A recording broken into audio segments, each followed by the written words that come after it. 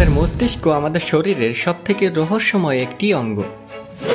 আমাদের শরীর যতই স্ট্রং হোক না কেন, আমাদের ব্রেইন যদি সঠিকভাবে কাজ করতে না পারে, যদি আমাদের ব্রেইন দুর্বল হয়, তাহলে বর্তমান সময়ের সাথে চলতে গিয়ে অথবা ফিউচার প্ল্যান করা আপনাকে দিয়ে কখনোই সম্ভব না। বিজ্ঞানীরা নিয়মিত ব্রেইনের সম্পর্কে নতুন নতুন রিসার্চ করে আসছে। সম্প্রতি একটা রিসার্চ থেকে জানা গিয়েছে আপনার স্মৃতিশক্তি লোপ পাচ্ছে মূলত ছোট্ট ছোট্ট 6টি কারণে। আজকের ভিডিওটি সম্পূর্ণ দেখুন। যদি আপনার ভিতরে এই অভ্যাসগুলো থেকে থাকে, তাহলে আজই এই অভ্যাসগুলো থেকে বেরিয়ে আসুন। তো চলুন আর বেশি কথা না বাড়িয়ে শুরু করা যাক। Number 6, multitasking. স্মৃতিশক্তি হচ্ছে মনোযোগের সমষ্টি বা অ্যাটেনশন, আর অ্যাটেনশন মূলত 3 ধরনের হয়ে থাকে। Number 1, selective attention. Number 2, divided attention. And number 3, sustained attention. আমাদের মস্তিষ্ক এভাবে গঠিত যেন আমরা একবারে একটি কাজ করতে পারি। মানুষ মনে করে মাল্টিটাস্কিং করা ভালো, কিন্তু একজন মানুষের পক্ষে মাল্টিটাস্কিং করা একেবারেই অসম্ভব। ইন্ডিয়া এবং অস্ট্রেলিয়ার ফাইনাল ম্যাচটি যদি আপনি দেখে থাকেন, তাহলে হয়তো লক্ষ্য করেছেন সম্প্রতি একটা রিসার্চ আমি কিছুক্ষণ আগেই পড়লাম, যেখানে বলা হয়েছিল ইন্ডিয়ার 11টি প্লেয়ারের ভিতরে 9টি প্লেয়ার মাল্টিটাস্কিং করেছে। শুধুমাত্র তাদের মাল্টিটাস্কিংয়ের বিষয়টি ছিল দুশ্চিন্তা। মানে যখন তারা খেলছিল, তখন তারা মনের ভিতরে একটা ভয় নিয়ে খেলছিল। ভয় এবং খেলা একত্রে মিশে গিয়ে তাদের পারফরমেন্স শূন্যতে এসে দাঁড়িয়েছে। মানে বুঝতে পারছেন তো, যে কোনো কাজ করার সময় দুশ্চিন্তা করাটাও এক ধরনের মাল্টিটাস্কিংয়ের ভিতরে পড়ে। নাম্বার 5, বাঁকা হয়ে চলা। আমাদের হাঁটা চলার স্টাইল আমাদের মানসিক স্বাস্থ্যের উপরেও প্রভাব ফেলে।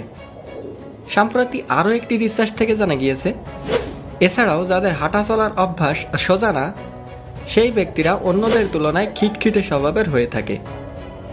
আর ওই সমস্ত মানুষেরা ইতিবাচক চিন্তাভাবনা করার পরিবর্তে নেতিবাচক চিন্তা বেশি করে, এবং তারা নেতিবাচক চিন্তাগুলোকে বেশি মনে রাখে। যদি আপনার চলাফেরার স্টাইল বাঁকা হয়, তাহলে আপনার মস্তিষ্কে নেতিবাচক প্রভাব পড়তে পারে এবং এতে আপনার অ্যালজাইমার হওয়ার ঝুঁকি বেড়ে যায়। বিজ্ঞানীরা এই সমস্যার প্রধান কারণ হিসেবে মোবাইল ফোনকে দায়ী করে, কারণ বর্তমানে মোবাইল ফোন ইউজ করার সময় কাঁধ সামনের দিকে ঝুঁকে থাকে। তাই আপনারও যদি এই অভ্যাস থেকে থাকে, তাহলে আজই তা পরিত্যাগ করে ফেলুন। নাম্বার 4, সব কিছু সহজ মনে করা। বিজ্ঞানীরা দীর্ঘ একটি রিসার্চ করে জানতে পেরেছে মানুষ আজকাল সব কিছুকে সহজ মনে করে। আর এই সমস্যাটা শুরু হয়েছিল 1990 সাল থেকে 95 সালের মাঝামাঝি সময়ে। ওই সময়টাতে দিন দিন নতুন নতুন প্রযুক্তি আসার কারণে মানুষ জীবনকে সহজ মনে করছিল। কারণ তখন থেকে মানুষ আস্তে আস্তে মনে করতে থাকে, এখন আমাদের ব্রেইনের উপর এত চাপ প্রয়োগ করার কোনো প্রয়োজনই নেই। সমস্যাটি সম্প্রতি আরও জটিল আকার ধারণ করেছে। আজকাল মানুষ কোনো কিছুকে মনে রাখার জন্য সব কিছু মোবাইল ফোনে সেভ করে রাখে, যেমন ছবি তুলে রাখা, নোটপ্যাড ইউজ করা, অ্যালার্ম ঘড়ি, Microsoft Excel, PowerPoint, AI tools ইত্যাদি। এগুলো আমাদের জীবনকে সত্যি সত্যি আসলে সহজ করে তুলেছে, সেই সাথে আমাদেরকে ভিতর থেকে অলসতা ও লেজিনেস করেও তুলেছে।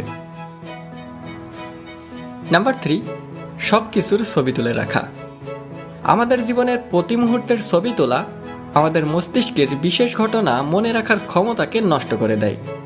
ফায়ারফিল্ড ইউনিভার্সিটির একটি রিসার্চ থেকে জানা গিয়েছে, ফটো তোলার অভ্যাস আমাদের স্মৃতিশক্তিকে দুর্বল করে দিচ্ছে। রিসার্চাররা জানান, এর কারণ আমরা যখন ছবি তুলি, তখন আমাদের ফোকাস ওই ফ্রেমের মধ্যেই থাকে এবং সামগ্রিক অভিজ্ঞতা মনে রাখার পরিবর্তে আমরা ওই ফ্রেমকে প্রাধান্য দিই বেশি, এবং তখন আমরা মনে করতে পারি না যে আমাদের তখন ওই সময়টাতে চারিপাশের ঘটনাটি আসলে কেমন ছিল। নাম্বার 2, এক্সারসাইজ করা। মাঝে মধ্যে কোনো কারণ ছাড়াই ঘরে বসে থাকার পরিবর্তে আমাদের এক্সারসাইজ করা দরকার। প্রায়ই আমাদের মস্তিষ্কে সাধারণের চেয়ে রক্ত সঞ্চালন বাধাগ্রস্ত হতে পারে।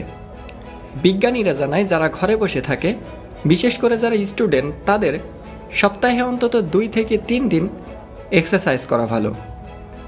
এতে আপনার স্মৃতিশক্তি বৃদ্ধি পাবে আগের থেকে অনেক গুণ। এবং সবার শেষে নাম্বার 1-এ কথা বলবো স্মৃতিশক্তি কী এবং কিভাবে কাজ করে। এটা আপনাকে জানতে হবে। মস্তিষ্কের ধারণকৃত তথ্য সংরক্ষণ করে রাখার প্রক্রিয়া বা মস্তিষ্কে ধারণকৃত তথ্যকে মনে রাখাকে স্মৃতিশক্তি বলে। এই প্রক্রিয়ায় তথ্য প্রথমে আহরণ করে মস্তিষ্কে জমা করা হয় এবং দরকার অনুযায়ী সেই তথ্য আবার ভান্ডার থেকে খুঁজে নিয়ে আসা হয়। বিজ্ঞানী উইলিয়াম জেমসের মতে স্মৃতিশক্তি হচ্ছে পেশির মতো। তো সবশেষে আজকের ভিডিওটি যদি আপনার ভালো লেগে থাকে তাহলে একটি লাইক করে দিতে পারেন, চ্যানেলটিকে সাবস্ক্রাইব করে রাখতে পারেন এরকম ইন্টারেস্টেড এবং আপনার পছন্দের ভিডিও সবার আগে পেতে। Thanks for watching.